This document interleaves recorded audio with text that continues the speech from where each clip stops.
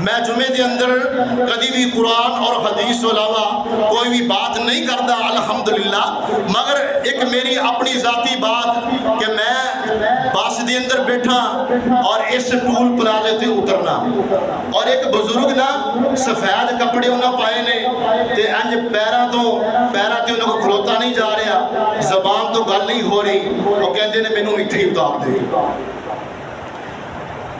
बस वाला कह लगा तुहानू मैं प्लाजे से उतारांगा।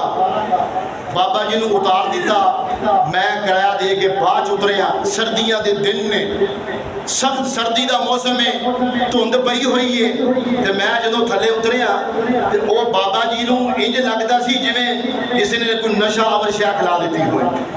अल्लाह अकबर। हुण बाबा जी जिहड़े ने वो जनाब फुटपाथ से डिग पे, उन्हों का जनाब जिसम सिर जिहड़ा ना उन्होंने बस की टायरों के थले में। बस खड़ी है, हुण मैं कल्ला ही उतरिया, लागे कोई बंदा नहीं। मैं उतरिया और बाबा जी ने अपना हाथ अगे किया तो मैं बाबा जी को फड़िया बाजू तो। अल्लाह रब्बुल आलमीन असबाब पैदा करते हैं जो किसी को बचाना होए। देखो सैलाब के अंदर इतने ज़्यादा लोग लुकमा अजल बन गए, रब्बुल आलमीन उन्होंने गुनाहों को मुआफ फरमाए, उन्होंने दराजात बुलंद फरमाए।